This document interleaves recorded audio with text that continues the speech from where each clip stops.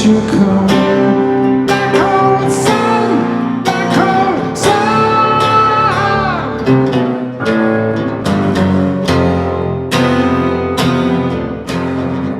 Psychology and one in philosophy. He is a training and supervising analyst with the Interregional Society of Jungian Analysts, president of the Pittsburgh Society of Jungian Analysts, and past president of the American Board and Academy of Psychoanalysis, as well as an adjunct professor of psychology and clinical supervisor at the Duquesne University Psychology Clinic. Dr. Marlin has lectured widely at Jungian and archetypal conferences in the U.S. and abroad. He's the author of The Black Sun, The Alchemy, and Art of Darkness. The Alchemy and Art of Darkness, Stanton, Marion, forward by David H. Rose in Texas, AHCM University Press, College Station. Copyright 2005 by Stanton Marion, manufactured in the United States of America, all rights reserved. First edition. The paper used in this book meets the minimum requirements of the American National Standard for Permanence of Paper for Printed Library Materials, Z39.48-1984. Binding materials have been chosen for durability. Copyright Library of Congress, Cataloging and Publication Data, Marion, Stanton. The Black Sun, The Alchemy and Art of Darkness, Stanton, Marion, forward by David H.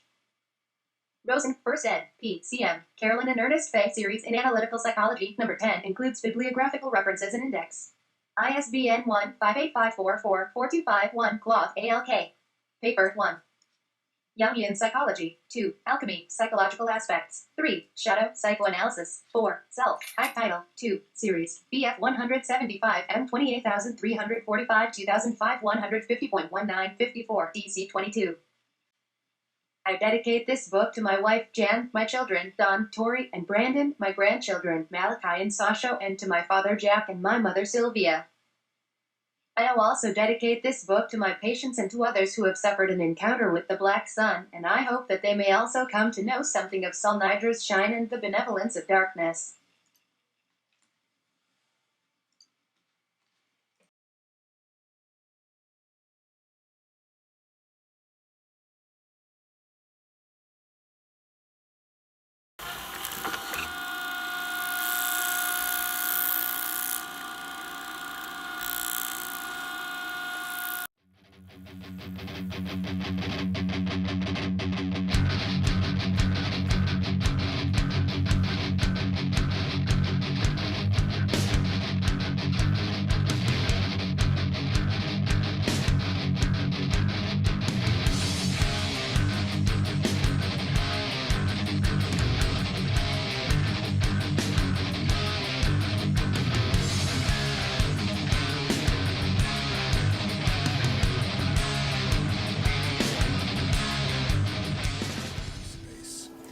But in The Black Sun, I was interested in the light of darkness itself, but I leaned toward the darkness and explored that as phenomenologically and in a Jungian way as I could.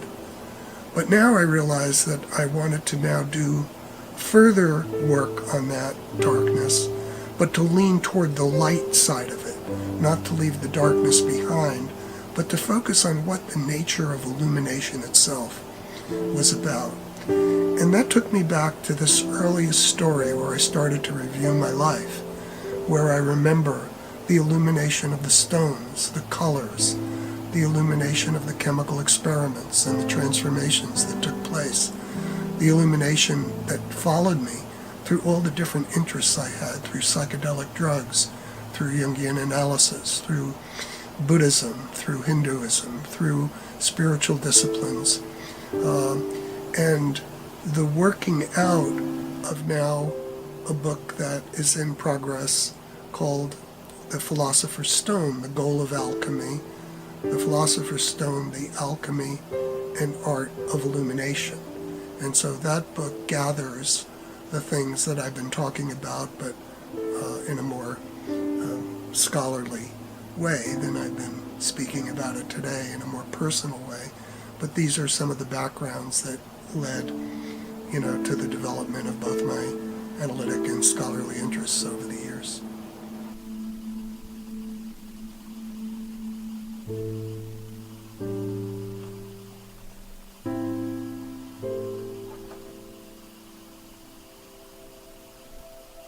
I remember how important dreams have always been to me in terms of becoming inner both critics and supporters, the inner analysts, the inner figures of dreams, the things that dreams can tell us. Dreams have also been a really important aspect of my work, and I continue to write about dreams and include dreams in my published works.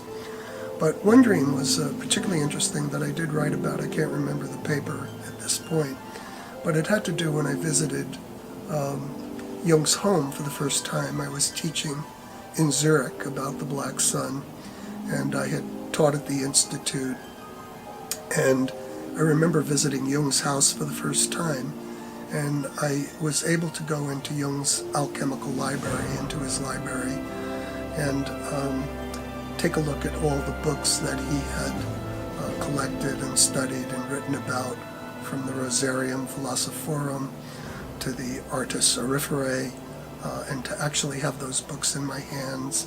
I was very excited, and I remember looking through the books and studying and writing notes and when I was working on my own stuff. And after leaving Jung's library and teaching in Zurich and seeing all the Bollingen for the first time and Jung's carved stone and immersing myself in Jung's world, I remember having a feeling of wanting to have something of Jung's to bring home that would bind me to this experience and to Jung. And I remember picking some stones up off of the driveway and taking them with me. And I don't remember now whether it was while I was still in Zurich or after I got home. I had an important dream that I would like to mention. And the dream was one of going to Jung's house. And I went up to the side door of Jung's house and knocked at the door, and Emma Jung came to the door. And I tried to explain who I was, that I'm an admirer of your husband, I'm a Jungian analyst, and I'm here visiting, and you know, it's hard for me to ask this, but I wonder if you could give me anything of Jung's that I, could have. And she says, well, wait here. She went in the house, and I'm really filled with anticipation, standing at the side door, wanting to bring home this connection with Jung that meant so much to me. And she comes to the door, and right at my feet, she lays down a pair of Jung's shoes. And I look at the shoes, and I step into them, and they're way too big. And so I had to find my own feet, my own shoes, and that was one of the lessons of being a Jungian, not to be identified with Jung or to imitate Jung, but the critique of the imitatio Christi that he talks about, not to imitate, but to find your own individuation, to find your own soul, your own stone.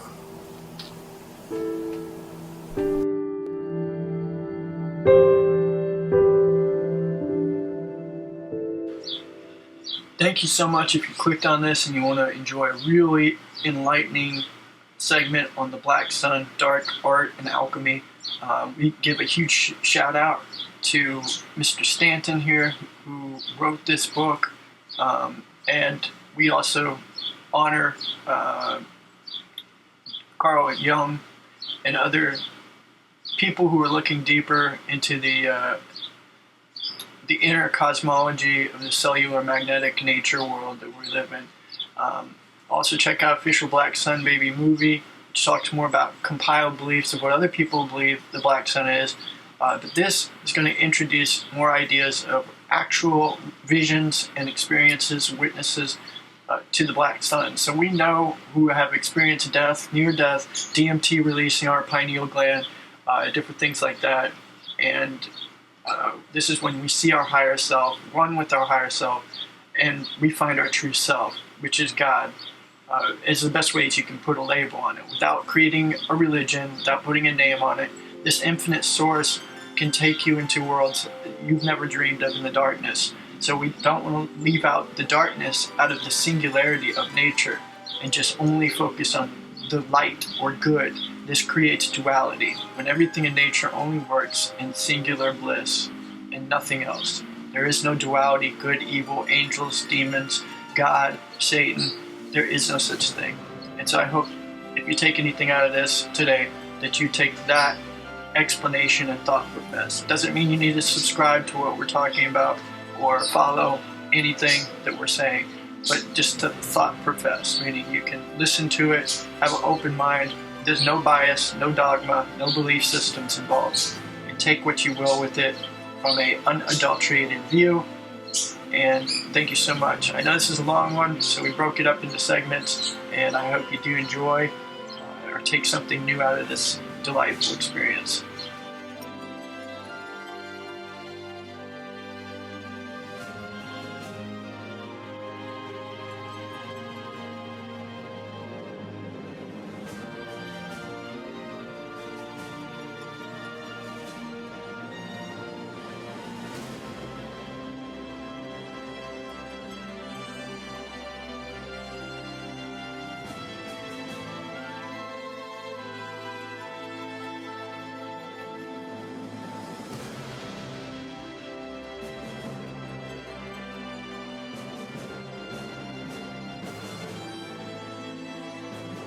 The Black Sun, The Alchemy and Art of Darkness.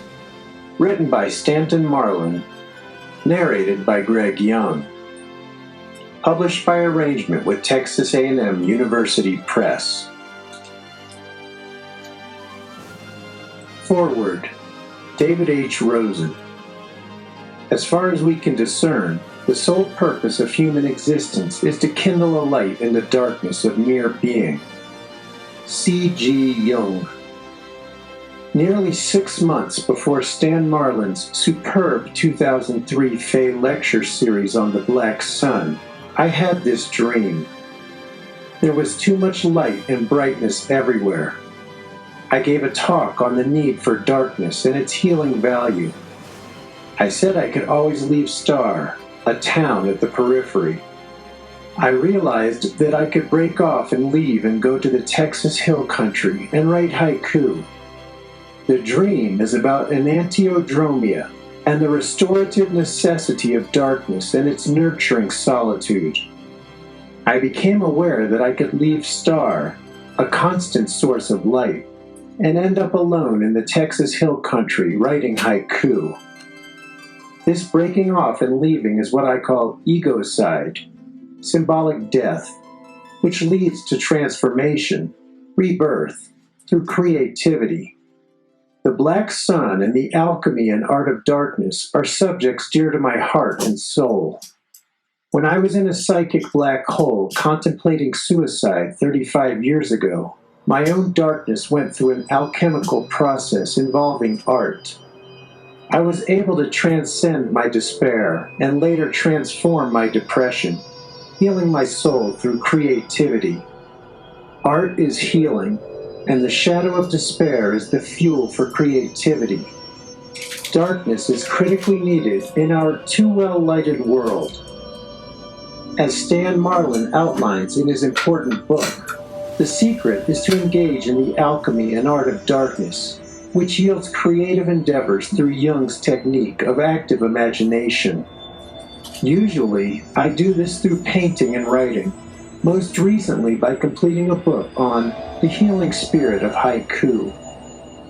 Given my experience with and affinity for darkness, I eagerly read Marlin's Black Sun, which explores darkness in vast and deep ways.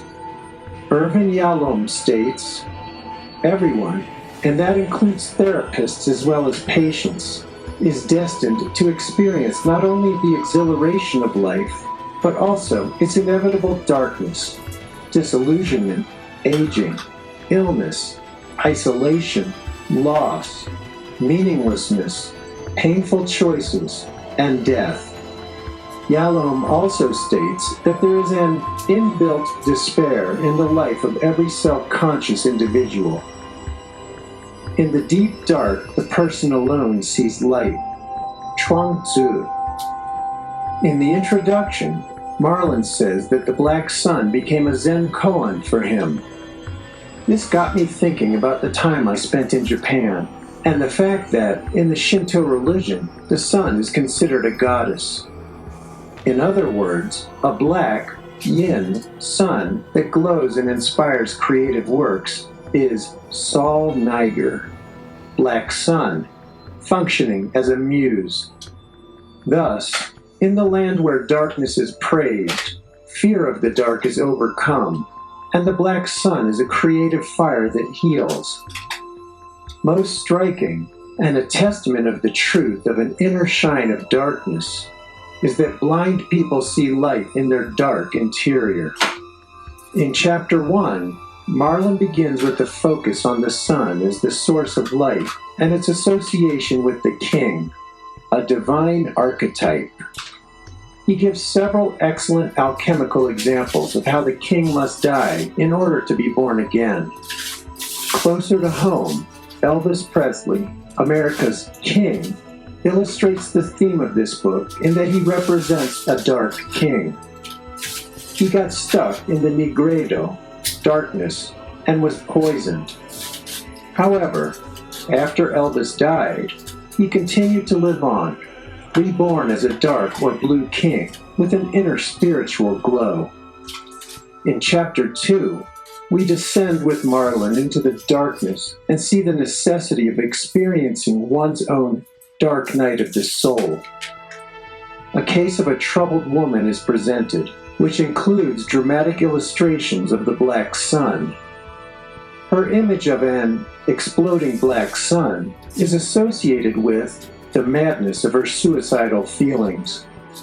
It may also have foretold an aneurysm in the anterior region of her brain. She survived this near-death experience, but lost sight in one eye. This case underscores the danger involved in getting close to the black sun. Marlin presents another case, also of a woman in long-term analysis, who creatively transforms her suicidal feelings based on contact with the black sun. This patient's words and drawings are profound, and Marlin links the deep, dark work to powerful archetypal images from art, religion, and literature. Chapter 3 outlines how analysis, breaking apart, is like the alchemical processes of mortificatio and putrefaction. Marlin describes brilliantly and reveals through his alchemical psychological approach how analyzing the ego to death opens the psyche to creative transformations involving the deep art of darkness. In essence, Marlin shows us how darkness heals by shining through. In Chapter 4, Marlin focuses on Jewish mysticism, primarily the Kabbalah, Taoist alchemy, and illuminating pictures from artists and patients. Through these, it becomes clear that darkness itself glows with a unique spiritual light. Marlin humbles us before a myriad of glimpses of Sol Niger. The last chapter concerns the mystery of self and non-self, as one or not one. I think his position would be acceptable to both Lao Tzu and Jung, although Jung was more comfortable with the dark side of the self rather than non-self. For Jungian analysts who are Buddhists, such as Pauli Young Eisendrath, the paradox of self and non-self makes particular sense. Jungian analysts who are Taoist in their spiritual orientation are also content with the irony of opposites: nothingness, fullness, dark, light, and evil, good. Why? Because it is impossible to know one without the other. Transcendence of these opposites allows for the possibility of wholeness and emptiness. And, as we often see in this book, transformation of the opposites allows for creative art and healing. In the epilogue, Marlin distills the essence of the journey he has taken us on from light to darkness, and then to the light of darkness itself. I wholeheartedly support Marlin's maxim of preserving the mystery of self and non-self as a paradox. In the end, it is both and. Like Victor Hugo's last words, we see black light. Seeing into darkness is clarity. Knowing how to yield is strength. Use your own light and return to the source of light. This is called practicing eternity. Lao Tzu. This volume helps us to understand the source of archetypal darkness and its relationship to a psychic crisis involving the Black Sun. As we know from Chinese philosophy, crisis involves both danger and opportunity. It is noteworthy that dreams of a black sun or an archetypal abyss can be both a warning of psychic and/or physical demise, as well as the beginning of a significant renewal. In alchemy, the nigredo is first, and according to Plato, the beginning is the most important part of the work. I agree with Marlin that darkness has neither been seen as primary nor valued for its inherent healing power and creative transformation. The opportunity for healing through the art of darkness is ever present and extremely well illustrated in the text. Another example of the alchemy and art of darkness, as well as egocide and transformation, is William Styron's eloquent memoir, Darkness Visible. It is a book about his fall into a suicidal void and his struggle to climb out. Most likely, he was guided by a healing glow coming from Saul Niger. On May 15, 2003, while I was editing this manuscript, there was a Luna Niger, a total eclipse of the moon by the sun's shadow. Marlin writes about the shadow of the sun and its darkness, and where is this more apparent than in a total eclipse of the moon? Perhaps in our time, this represents the patriarchal Sun King and its shadow, which eclipses the feminine, whereas the black sun has no need to eclipse the moon because both have a soft glow, one from within and the other from outer reflection. To conclude, this volume is extraordinary in its breadth and depth and in its objective and subjective scope. Stan Marlin's method of illustrating the alchemy and art of darkness with clinical cases, drawings, and paintings is rare and truly phenomenal. Clearly, this book will enrich us all.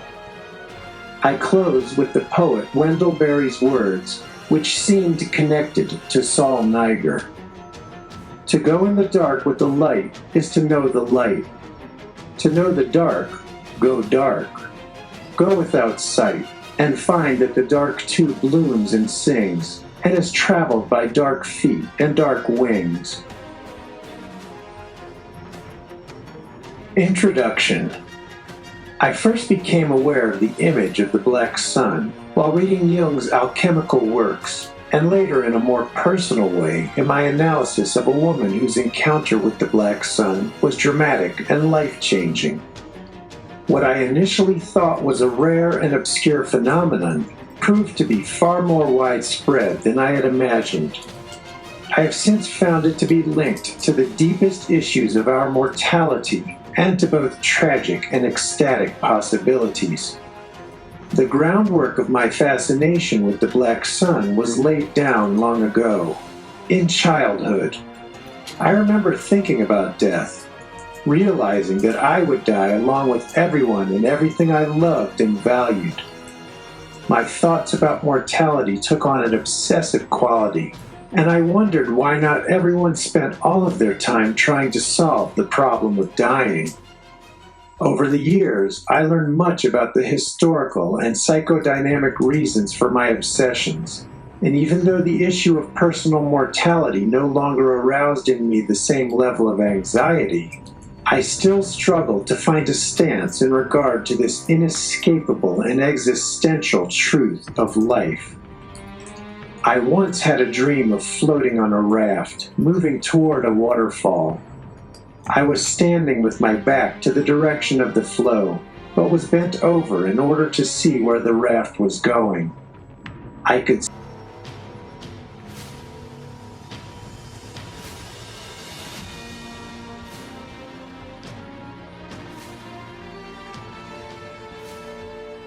At the time, I understood that within the soul, from its primordial beginnings, there has been a desire for light and an irrepressible urge to rise out of the primal darkness. Against this background, it is evident to Jung why for the Alchemy, the moment in which the light comes is God. Jung recognizes the importance of the sun and light in his alchemical writings, where he states that the soul is an eye destined to behold the light.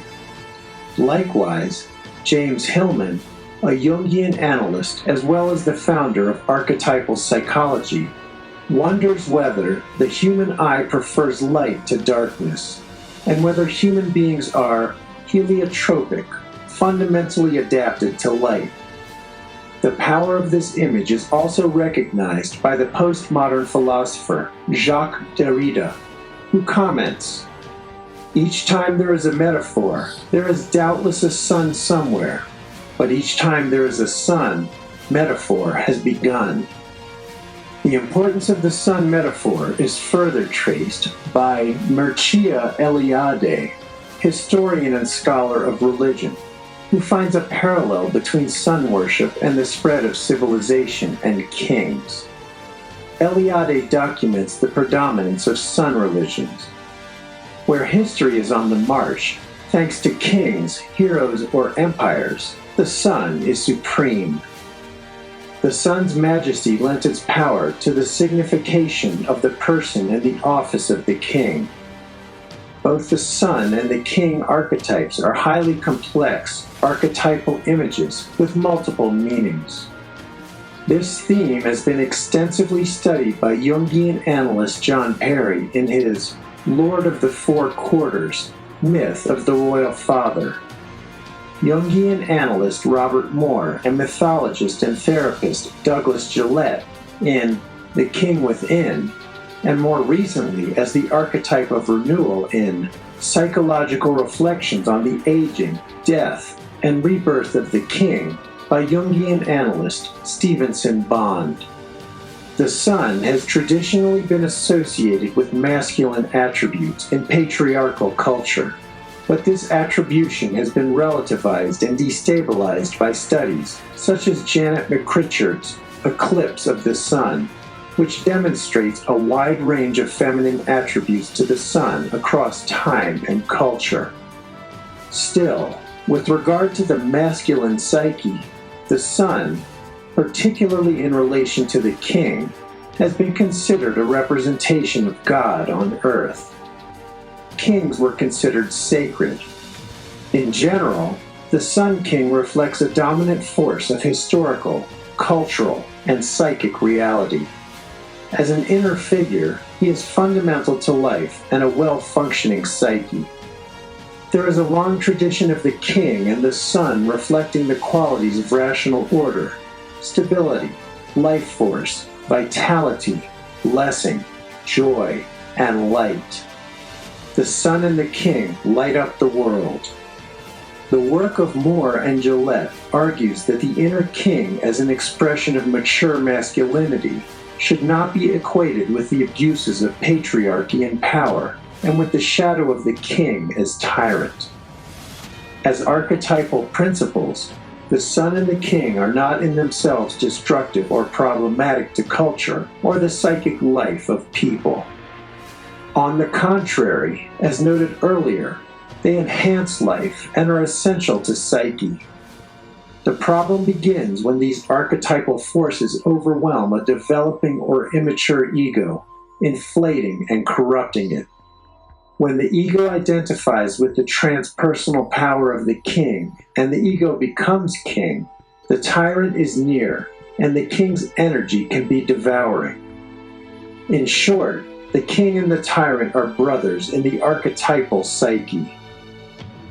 The devouring and oppressive shadow side of the king's energy has been linked in our time to patriarchy and to the one-sided Apollonian vision that has laid the groundwork for an angry critique of our psychological and cultural attitudes. If the sun has led our way into the present with all of the advances that have come with it, it has also led to a massive repression and devaluation of the dark side of psychic life. There are as many ways to be lost in the light as in the dark, says storyteller and poet Madrona Holden. who recognizes the peril that occurs when light loses touch with the principle of darkness. On the cultural level, we all too often have become lost in our spiritual, Apollonian, patriarchal male perspective. Our roots in European languages and a Cartesian worldview have led to a personal and cultural elitism that have fueled charges of racism and colonialism.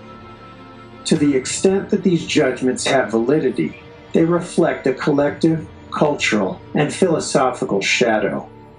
Has the light the eye was destined to behold displayed a blind spot with regard to vision itself? Moore and Gillette have observed that when the king sits on his throne and is the center of the world becomes defined as that part of reality that is organized and ordered by the king. What is outside the boundaries of his influence is non-creation, chaos, the demonic, and non-world. This situation sets the stage for a massive repression and devaluation of the dark side of psychic life.